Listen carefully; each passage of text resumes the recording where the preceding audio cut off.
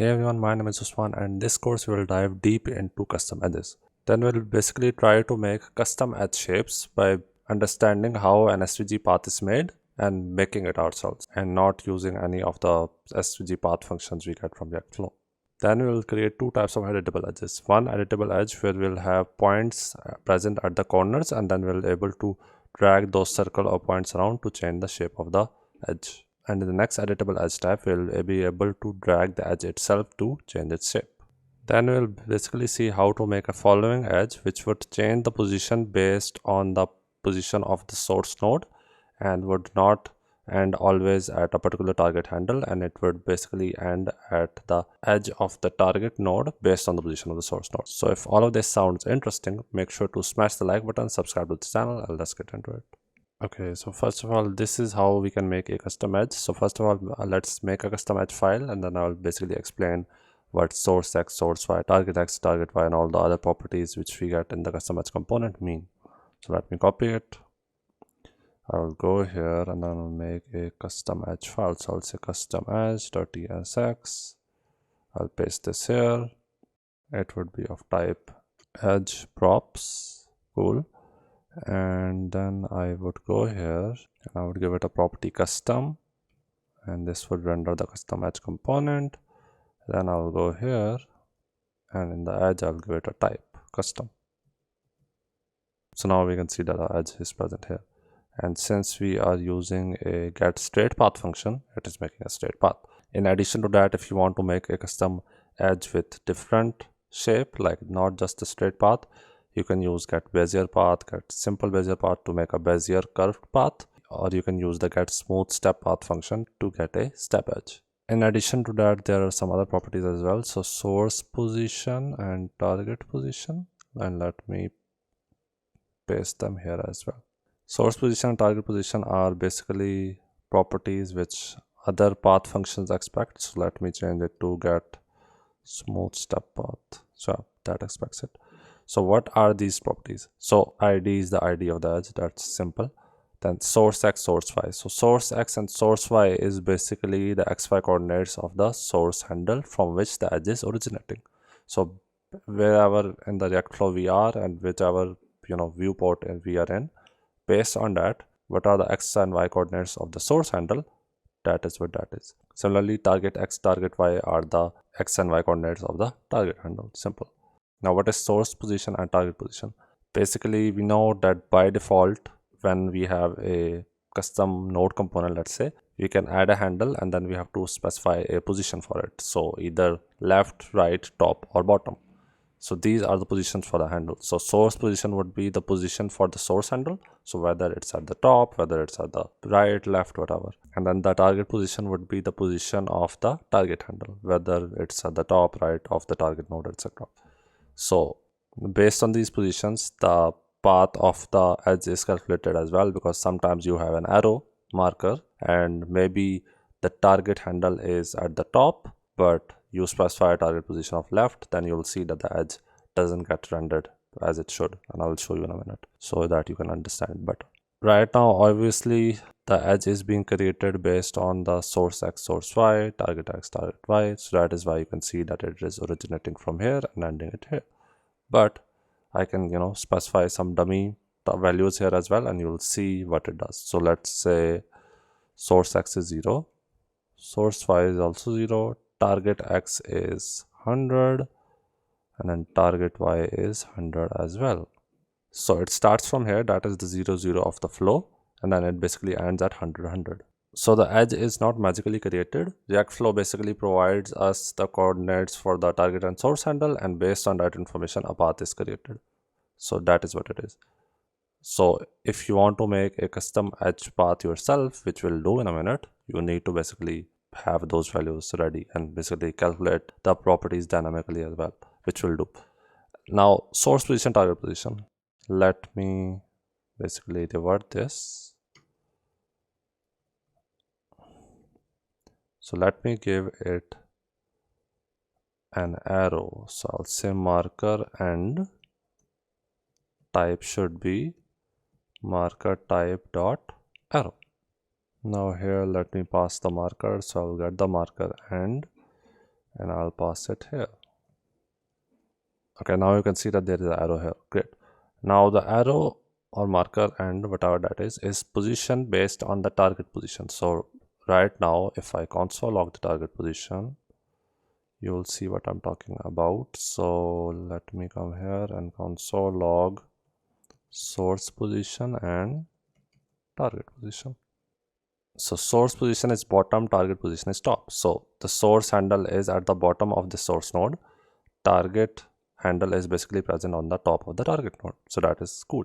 However, let me change the target position to, let's say, left, and you will see what I'm talking about. So here I will say position dot left. Now you'll see that that's not really a step edge because I've specified that the target position should be left. So basically this function is expecting that the target would be at the left. That is why the shape of the arrow has changed as well, and it is pointing towards the left, and also the shape of the overall edge has been distorted as well. So that is what the source position and target position is. Now we'll basically talk about showing a label here, or anything in between. So most of the times you would want that there is a something like a delete button or something here, so we can do that. So these functions, in addition to the edge path which we provide here, also give us label x and label y properties. So basically these are the coordinates which define the center of the path. So this is what the path is, right? So this is basically the center of this path. So label x and label y would basically define that. So we can use that to absolutely position anything like a delete button or anything. So let's do that. So here I'll say label x, label y. For showing label, I will use a component edge label renderer. So edge label renderer, then inside it I will show the label. I will pass a div here. Now here I will pass a class name, no drag, no pan. So I will use the icon button component from Chakra UI. Here the area label would be delete edge. The color scheme would be red. Size would be access. Icon would be trash. And then there would be an on click.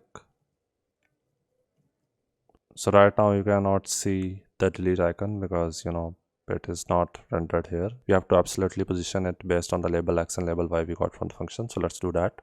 So here I'll pass a style. I would say position should be absolute.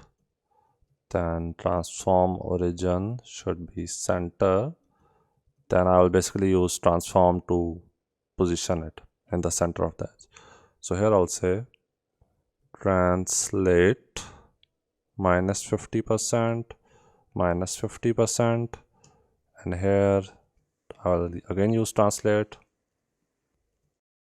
label x pixels, and then label y pixels. So now you can see that the delete icon is present at the center of the edge. Great. So wherever I'll basically move the edge around, the label x and label y properties will get the new center values, and based on that I'll position the button. Now let me show you another thing. So let me add some on click here. So I have been clicked. Now if I click here, you'll see that nothing happens. So we have to add another property here, a CSS property, which will basically enable clicking of the button, and that would be pointer events all. So now I can click on this button and you can see the console log. So here you can get the set edges function from use direct flow and delete the edge if you want. Like that is simple, but that's not the point of this course, but you can do that.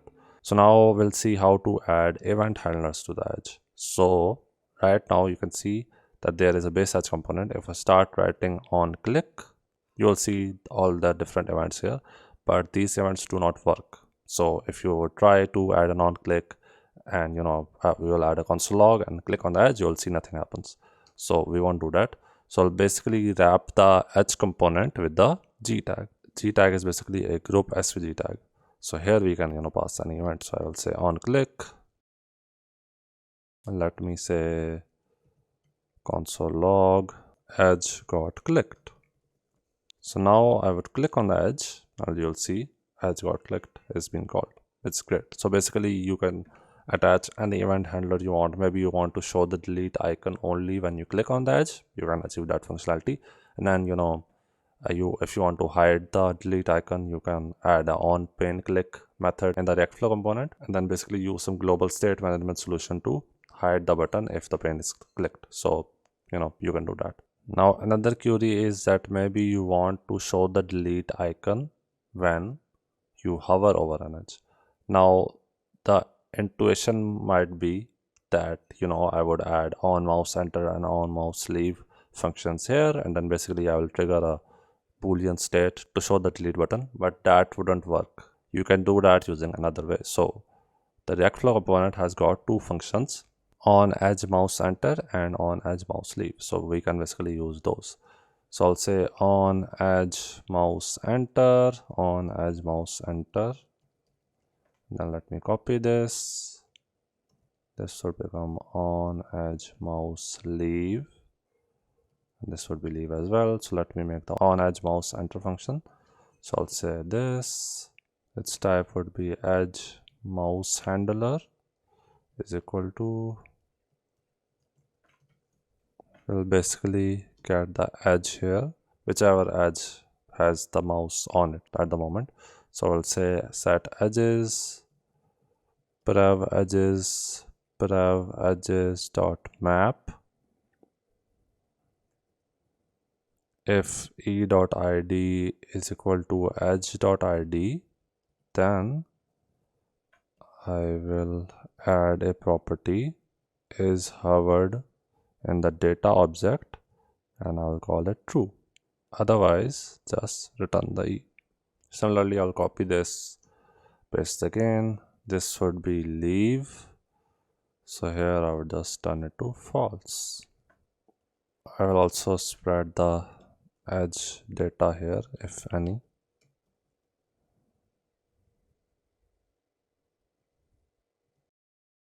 So now I will go to the custom edge.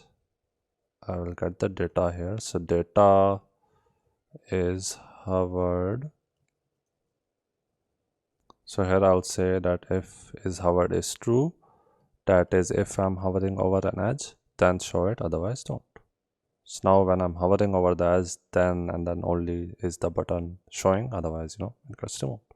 So now we'll basically want to make an edge path ourselves so that we can make any custom edge shape we want, because right now we have only got 4 functions. 2 of them create Bezier curves, one creates a straight path, one creates a step path, but there is no other function to make edges for us. So in order to do that, we'll basically need to understand how edge paths are made and what is the structure of it. So we'll do that in this particular section. So let me first of all console log edge path to show you how it looks like. So you can see the edge path here. So it is a bunch of coordinates and a bunch of SVG path commands. So let's understand them. So I'll copy this. Then this is a very great website to visualize the SVG paths. I will link it in the description. Basically, I'll paste the SVG path here. So this is what the SVG path looks like. You can see here. So, exactly like this. So what are these commands basically? So let's understand them from here. So these are the commands which are shown in a much better manner. So, the same thing here. M and these 2 numbers, and then L and these 2 numbers. So these are basically shown here in a much better way. So M7541.8, what does this mean?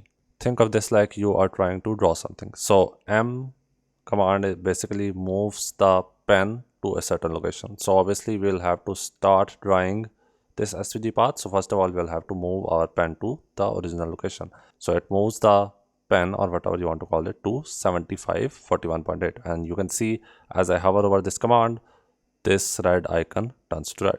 So that is what it did. Then L7561.8, so it basically created a line from that point where we were before, so 7541.8 to 7561.8. So basically these are XY coordinates. So X remained the same, 75. You don't see any difference in the X, but y, it added 20 to the previous y. So that is why it basically created this straight line. Then again, L 75114.8. So from the previous location, it drew a line from that particular point to this point, 75114.8. So again, x is same, y is a higher value. Then you have got Q. So Q is basically a command for Bezier curves. So it takes 4 values, not 2. The curve would start from the previous point, so that is, just like the line. Then we have a pair of 2 points, so 75 119.8 and then 80 119.8. So the first 2 points are basically defining the amount of curve you want. So if I'm basically moving this point around, you can see that the value of the first 2 params is changing. So if the value is too much to the left, that is the value is changing, then you can see that the curve is much bigger. Similarly, if the values are like much more similar to these values, like the difference is not that much, then the curve would be not too curvy as well. And then 80 119.8, this is basically the point at which this curve would end. So this point. So this is how you can make a curve. Then again, simple, from that point to 270 119.8. So y is the same, however the x is changing. So a line was drawn from here and here, and then again same thing. So this line, then again a small curve was made, then again a line was made, then again a line was made. So that is what basically made the path. So first of all, we'll try to make this exact path dynamically using the props we get from the custom edge. So in the custom edge component, we get source x, source y. So this is what the source x, source y is. From this point, the edge is originating. So we have that. Then we have target x, target y, and that is the point in which the edge is ending. That is the target point. So we'll basically use these 4 values to make this step edge, so that you can understand the concept, and then we'll basically make a sinusoidal edge using that. So let's get into it. So first of all, I will copy this and I'll make a new file. So I'll say stepedge.tsx. I will call this step edge. I will remove this. For now, I'll say const edge path is equal to string. I will also remove this. Let me remove all this as well. This has nothing to do with what we are about to do. And let me remove this crop tag. Let me remove the marker as well. So yeah, so here let me add another type. So step would be step edge, and then let me go to the edge file and change this to step. So right now you can see that the edge is nowhere to be seen. So now I'll make the step edge. Cool. So first of all, we want to use the move command to move the SVG path to source x and source y, because that is from where we'll originate the edge. So that is simple. So I'll say m source x source y. Now that would do nothing because I'm just moving there. But now let's draw a line. So I want to draw a line from here to here. So what is this distance? This is basically the center of the vertical distance between node 1 and node 2. So I've got basically a depiction to show how I will calculate this distance. We are here, this is the coordinate system, this is 0 0, and this is the y axis, this is the x axis. We have got node 1, we have got node 2. So I want to calculate this distance, basically where is the xy coordinates for this point, right? So how can I know that? I have got the vertical distance of the source handle, that is source y. Then I've also got the vertical distance of the target handle, that is target y. So red and blue are known. I want to know this particular point.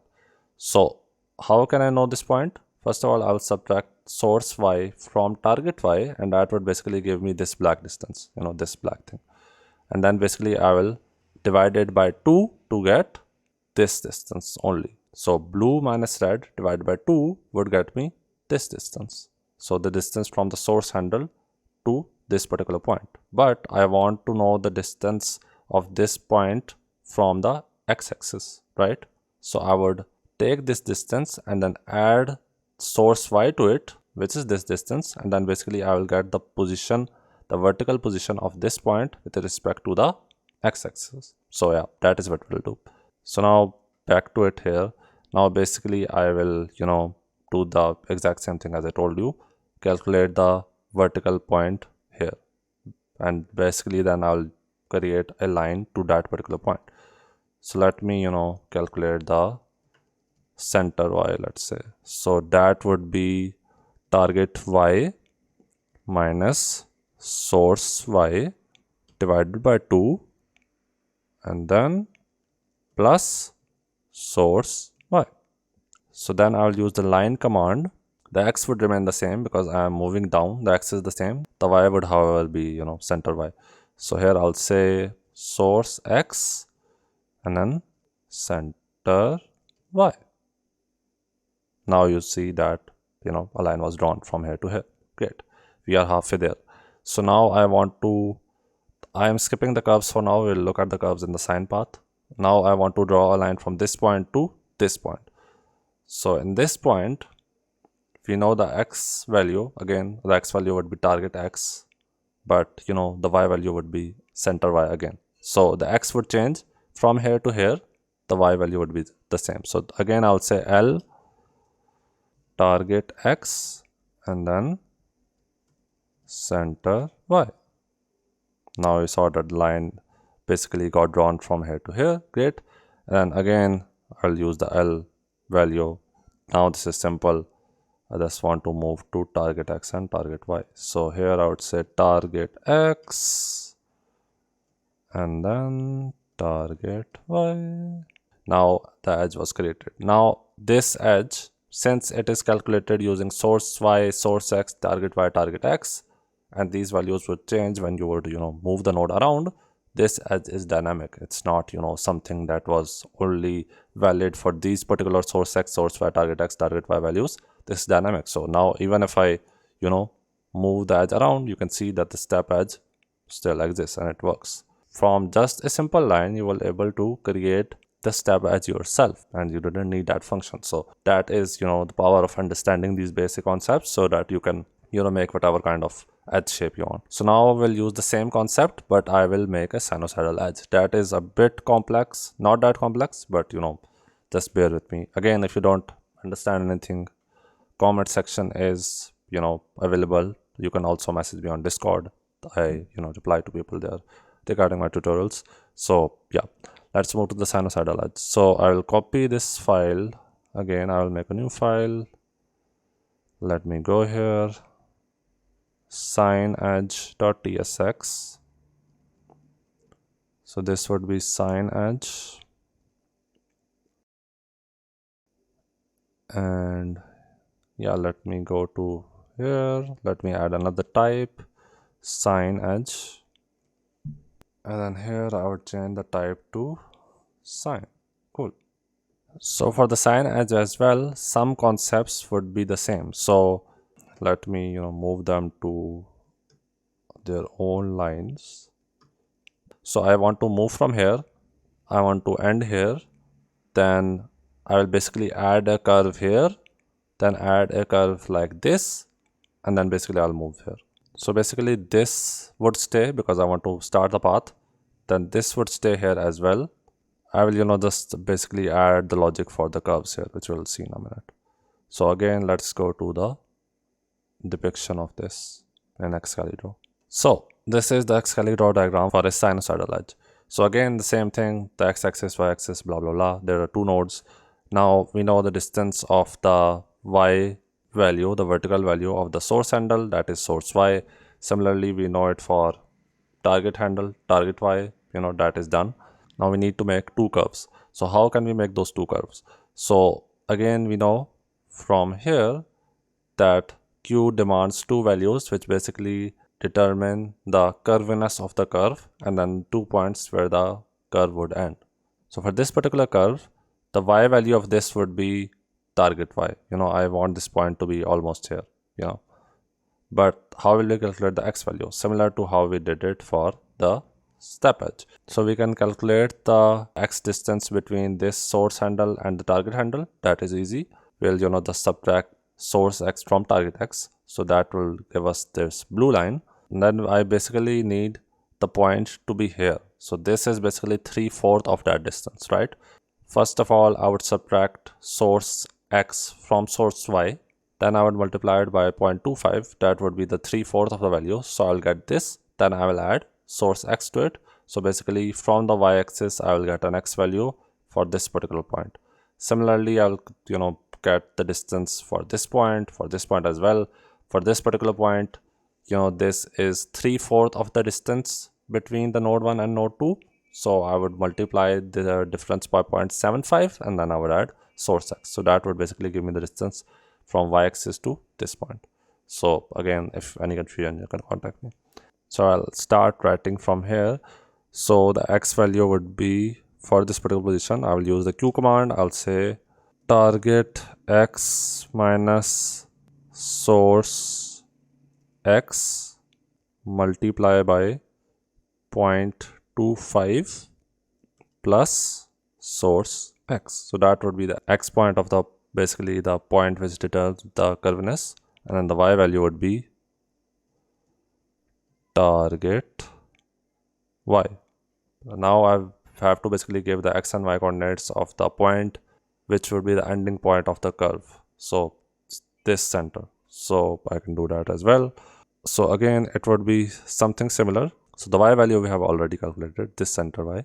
What would be the x value? The x value would be node 2 minus node 1 divided by 2 plus source x. So similar to this. Let me call it center x. So this would be target get x minus source x divided by 2 plus source x. So literally similar, just I change the y to x. The x value would be this, the y value would be center y. So now you can see that there is a curve here. So now I'll do a similar thing. I'll copy this, I'll paste it here. So the curve should end here, obviously. Now what is this point? This point x value would be target x. So here I'll do target x and its y value is center y. So the same value, So this would remain the same. This would slightly change. So this would become source y, because now I want the curve to be positioned up and not down. So the y value of the curve would be source y, and then the x value would be 7.5. So for this particular curve, this was 1/4 of the distance between node 1 and node 2. So that is why I multiplied by 2.25. This was basically 3/4 of the distance between node 1 and node 2. That is why I multiplied by 0.75. So now you can see that the sinusoidal edge is made. And again, it's dynamic. So, I can move the edges around and it would change the shape based on the position of the node 1 and 2. So that is great. Okay, now we'll talk about editable edges. So for editable edge, I want that I have a simple step path and there are two circles here and here. And whenever I move the circle around, it basically changes the position of this particular point and this particular point. So whatever the position of those points would be when I would be dragging them, I would basically change the position of this point and this point as well. And we all know that for a step edge, that point and that point is basically, this particular point and this particular point. So basically I will have a state of points, and based on the position of the points, I will update these. So the path position would change as well. So let's do that. So I will copy this. I'll go here, I'll create a file, editable edge.tsx. Then I'll paste this here. I would call it editable edge. And then I will close other files. I will go to the workflow.tsx file. Here I'll say editable edge. And I will go to the constants file and I would call this editable. Cool. Now you can see that this edge is, the step edge, which we created using our own custom path. So let me give it some styles. So here I'll say style is equal to stroke would be FF0473, and then the stroke width would be 2 pixels. So now you can see the edge. It is pink and more prominent. Cool. So now what I want is I want to render 2 points here and here. So we know that the coordinates of those 2 points are source x center y and target x center y. So I'll first create a state of points. So points, set points, I will have an initial state. This would be an array. So the x would be source x, y would be center y, and for the next circle, x would be target x, y would be center y again. And here I would replace them. So points 0 x, points 0 y, and then let me copy this. I'll paste it here.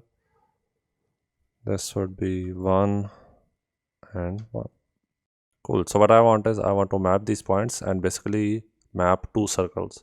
So for circles, I will use the circle tag that SVG has. So here I'll say points dot map point. Here I will return and add a circle here. A fill of FF0066. So a pinkish color. Then a stroke of white.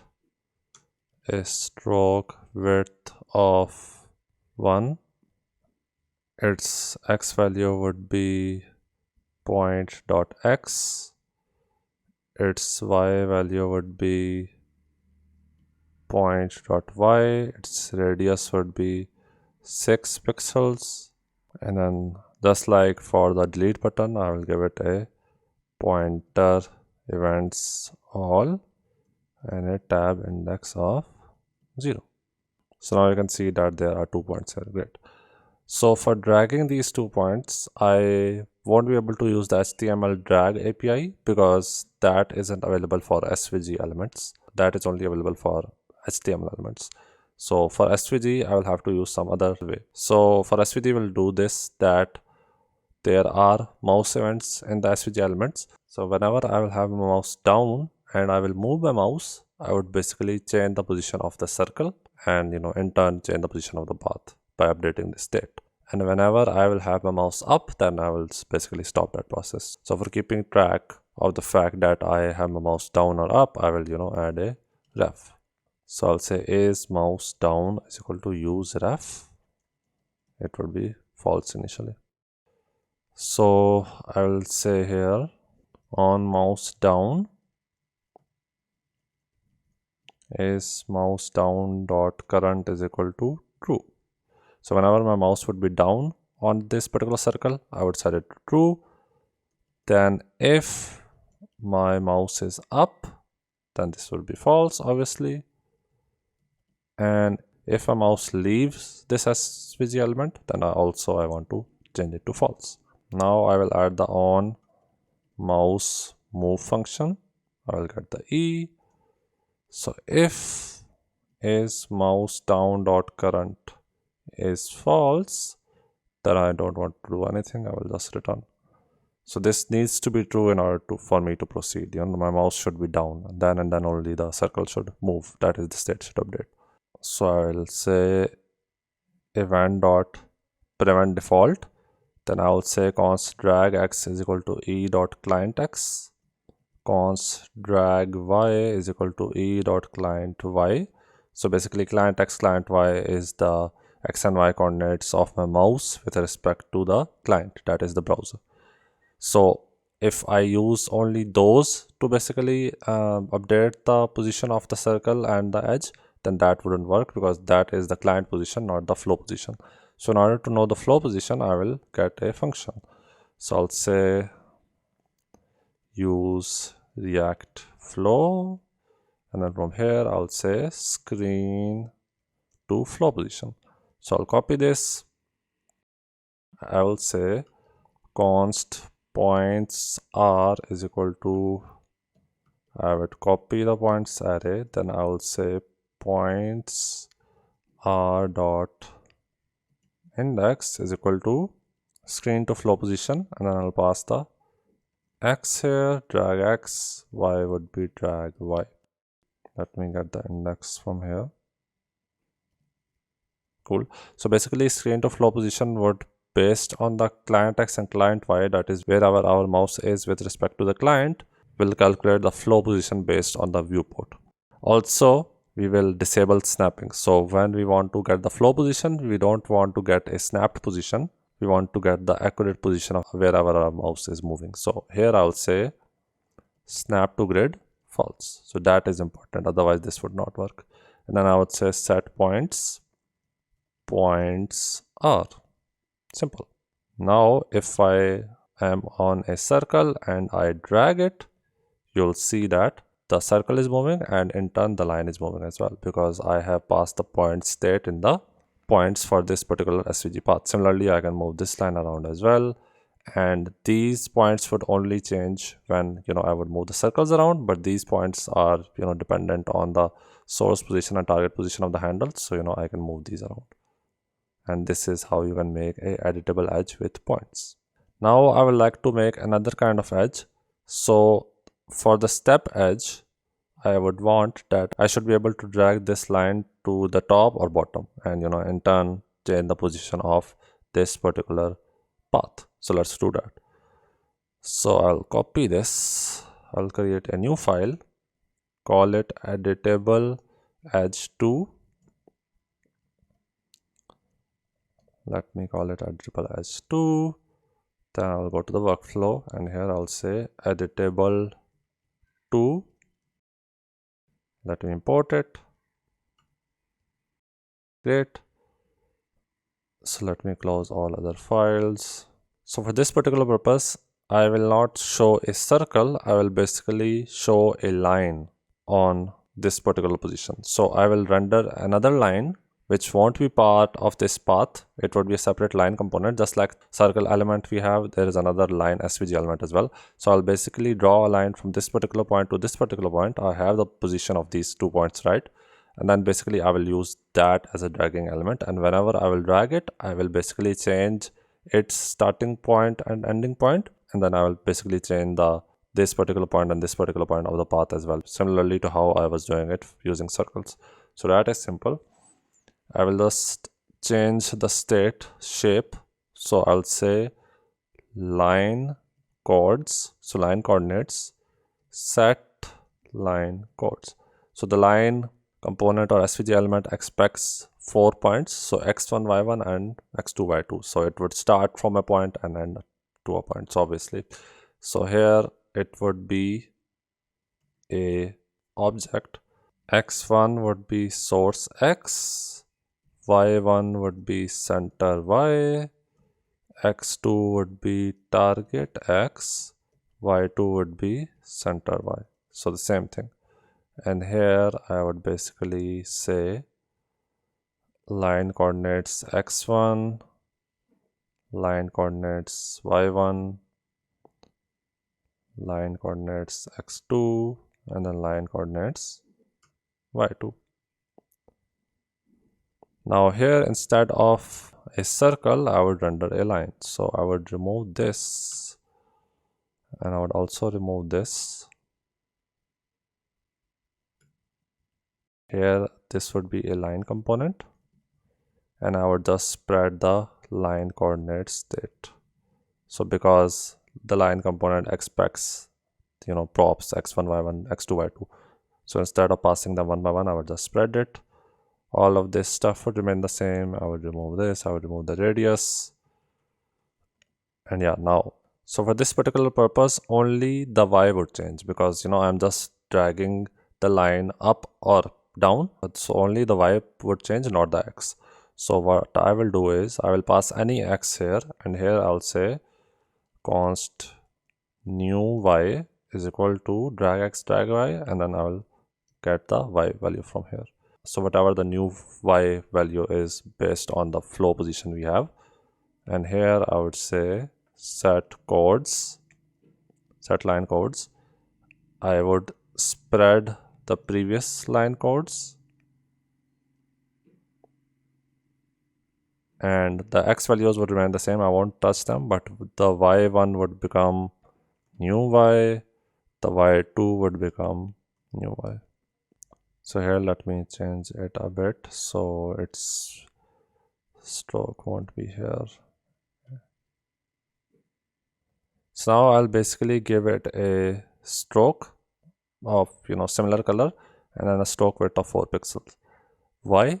Because since SVGs haven't got a native drag implementation, you cannot just drag it around normally.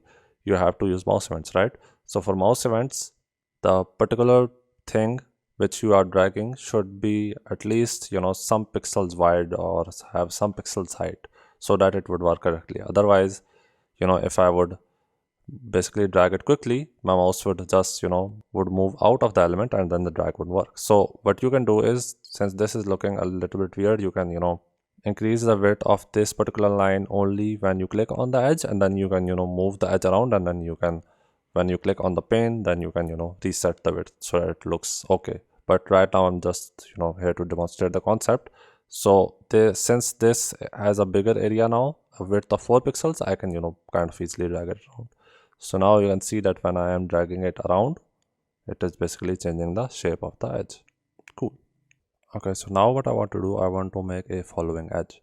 So basically this is the target node and these two are source nodes. So what I want is, when I move my node around, source node around, this edge should follow the edge of this target node based on the position of the source node, and it should always point towards the center of this target node. So right now you can see that I have a node 1. It is present on the left of node 3. So the edge is present at the left of node 3 as well. So it is hitting the edge of the target node towards the left. So there would be no handle present in node 3. The node 3 itself would basically act as a handle. So when node 1 is present here, its edge would look like this.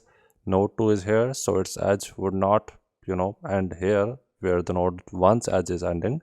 It would end something here because it is below the node 3. Similarly, if I move node 2 around here, since it is on the right of node 3, its edge should move probably something here, and based on the position of the source node, it should move along the edge of the target node.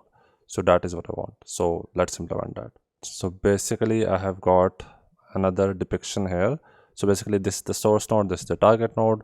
I can easily make a following edge by giving the target x, target y to the edge to be whatever the center point of the target node is, and that way it would always be pointing towards the center. And if I move this node here, it would be pointing like this. If I move the source node here, it would be pointing like this. That can happen, but that is not what I want. What I want is, I want to basically calculate this intersection point, because I want the edge to end at the edge of this target node, because I'm basically saying that the target node is the handle itself. So I basically want to calculate this intersection point. So that is what we want to do for this problem. For the source node, the edge would start from a handle, so that would be source x, source y. We don't want to calculate that. We want to calculate the target x, target y. That is, in this particular case, the intersection point of the line which is joining from the center of this node to this node and the edge of the target node. So that is what we want to do. So let's do that. So first of all, I will create a following edge file. So I will say following edge.tsx. I will basically copy the custom edge file, paste it here. I would remove this label thing. I don't want that to show. So we'll remove this, then we'll remove the G tag as well. And for now, I don't want the source and target position as well. I want a simple straight path, so I will use that. Let me remove this as well. Let me remove this console log. Cool. So right now for this particular edge, let me name it following edge. I'll go here, following, and then in the workflow file, let me add it in the edge type. So following edge. So right now basically I'm calculating the path based on source x, source y, target x, target y. So if I am here and I refresh it, you can see there is a straight path here. Like that is simple. However, I don't want that, so I will basically create a function which would give me that particular intersection point, just like I explained. First of all, since I need the node information as well, source target node information to calculate that intersection point, I will get the full object of the source node and target node. So for an edge, we have the source and target properties here, which are basically the source ID and target ID of the nodes. So I will use that. So I will say here const source node is equal to use internal node, and then source, and const target node is equal to use internal node target. Cool. So basically this would give us the source node and target node object with a bunch of additional properties as well. That is internals. Here I'll say if there is no source node or if there is no target node, then return null. Now basically I will make a function where I will pass the source node and target node, and I will get the target x and target y, new target x and target y based on the intersection.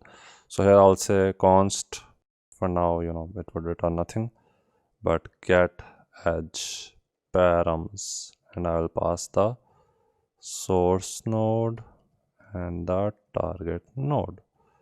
So let me get the get edge params function.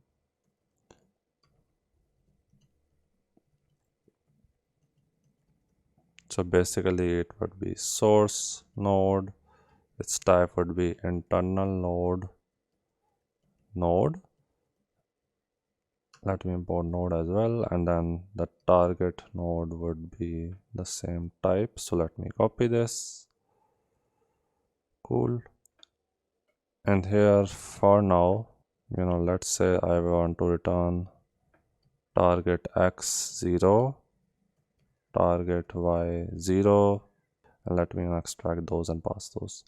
So target x, target y, and let me remove these.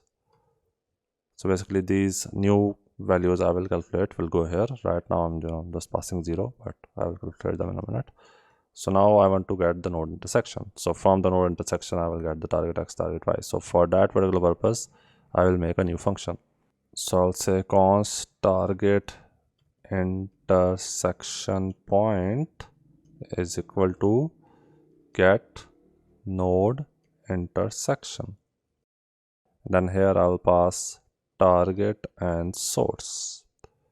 So let me make the get node intersection function. Again, same params, but I will name this the intersection node, and I will name this the source node. This needs to be source, this needs to be target. So for this particular purpose, the intersection node is basically the node for which I want to find the intersection, and the source node is the source node. So yeah, let's calculate it. So first of all, I want to get the center point of the intersection node and center point of the source node. So how can we do that? So basically for every node we have the position available. So that position is basically the top left corner of the node. So it can be like 300, 500, whatever. We have that available. Then we have in the measured object available width and height, right? So we divide width and height by 2, and then we add it to the xy value of the position. That basically gives us the center of the node. So first of all, we want to find the center of this node and this node. So let's do that. So I'll say const intersection node position is equal to intersection node dot position, then target position would be source node dot position. Then I'll basically calculate the half of the width and height of the intersection node. So I'll say const intersection node half width is equal to intersection node dot measured dot width or 0 divided by 2. Similarly, let me copy this. It would be height, and then this would become height as well. Now I want to find the center points of both the nodes, so I'll say const intersection node center x is equal to intersection node position dot x, so basically this variable, plus intersection node half width. So whatever the position of x is plus half the width, that would basically give me the x of the center. And then similarly, let me copy this. Center y would be y plus height. Similarly, let me copy this. I want to calculate this for the source node. This should be source position. Source position. So source node half width, source node half height. This would be source node dot measure dot width, source node dot measure dot height, and here, again, this would be source node, this would be source node, and source position, and source node half width, source node half height. Cool. So now we have got the center point of the intersection node and the source node. So basically we have got this point and this point. Now I will normalize the distance between the two centers. So let's do that. So I'll say const xx1 is equal to source node center x minus intersection node center x divided by 2 into intersection node half width.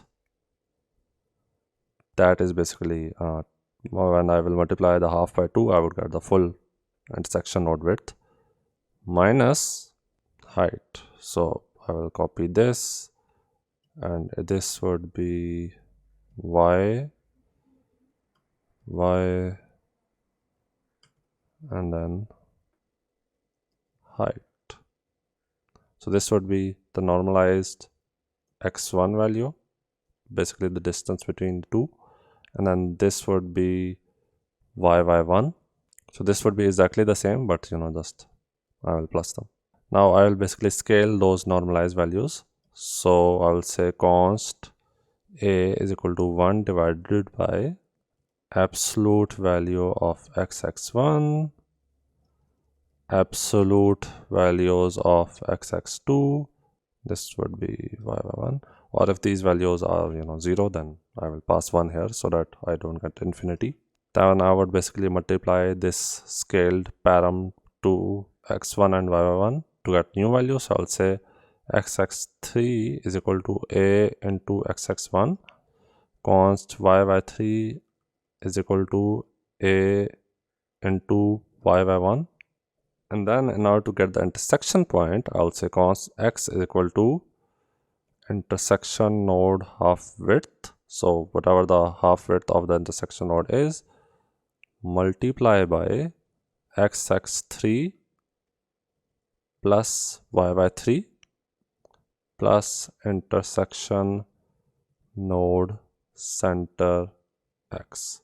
So basically half width of the node, then center x, and basically this is the param which decides and gives us the accurate intersection of the node.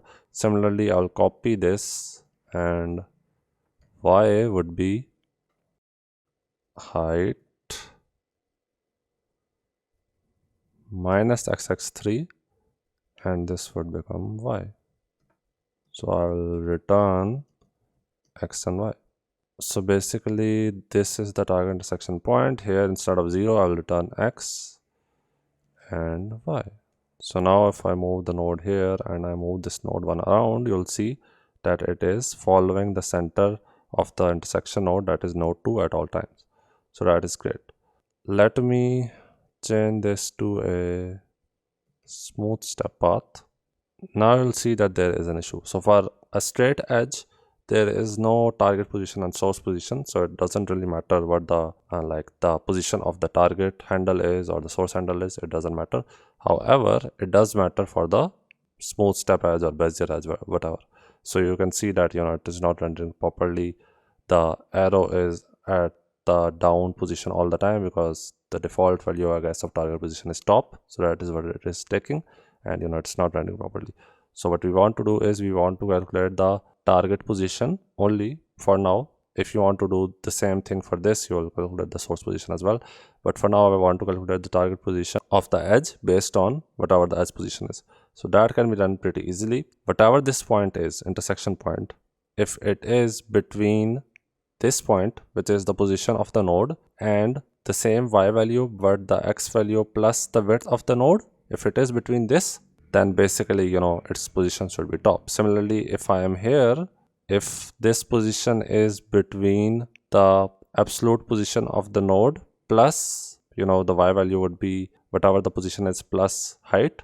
If this point, if this target x and target y is between that, then the target position of the edge should be left, and so on and so forth. So it is easy. I can make another function. So here I would say get edge position. So I will make a function get edge position. It would take in the node, which is the target node, and it would take in the intersection point basically, which we calculated. So the intersection point would be x number, y number, and here let's round off the values. So I will say math.round node.position.x, that is the target node x and y. So ny is equal to same thing. I'll copy this, paste it here. This would be y, then this would be px and py. So px and py are basically the rounded points of the intersection point. So I'll say intersection point.x, intersection point.y. Now I will have an if else. So if px is less than equal to nx plus 1, then return position.left. So what is px? Px is the x value of this point, right? So if the x value of this point is less than the x value of the position of the node, then it should be left. So if it is somewhere here, and this is the position of the node, so if the x value plus 1 is more than this, then obviously it is on the left side. So that is why the position should be left. So let me just for now show you this, and then you will understand. So get edge position, I will pass the target node and the target intersection point here. I will return the target position. Here I would get the target position from here and then pass here. So now you will see that it is correct. But we want to cater it for other cases as well. So we will basically use the same analogy. So I'll copy this. If px is greater than equal to nx plus node.measure.width rr0 minus 1, then this should be right. So basically it is, now for this particular case I have addressed it. So if the target x is more than the x value of the position of the node plus width minus 1, if it is more than that, then this means that the edge is ending at the right side, so target position should be right. Similarly, I will copy this. For the top it would be same as well. So this would become py, this would become ny, and I'll copy this. This would be top, and this would be bottom. So this would become py, ny, height. And then for the default case, if none of these conditions match, which won't be the case, but if they don't match, then I would return position.top, which is the default value. So now if I move the node around here, here, or here, you can see that the target position of the edge changes as well based on that, which is cool. So yeah, this was the following edge. So since this node has become a handle itself, you are treating it as a handle. If you want, you can hide this handle as well using a class. Most of the times you would be using a custom component, so you can just set its visibility to hidden, and the target handle of this particular node would hide, and the whole node would act as a handle and it would look cool. Similarly, if you want to do this exact thing where the node is acting as a handle to this node as well, you would basically do the same thing. So I will copy this. I would say source intersection point. I would replace them. So source node would go here, target node would go here. So this is basically now the source node is the intersection node and the target node is the source node. And I'll copy this. I will say here source position. Again, this would become source node and the source intersection point would go here. So source X would be this, source Y would be this, and then I would return this. So I can just get the params and spread them here, or just pass these params here. So now the exact same thing is happening for both nodes, where the path is following the node and not ending at a particular handle. So that is how you can do it, and I hope in this course you learned a lot from me regarding a lot of custom edges and editable edges, following edges, and how to make your own edges. So if you like the video, make sure to subscribe to the channel, leave a nice comment. If you have any confusion as well, you can leave a comment and I will address it. And as always, stay tuned and have a nice day.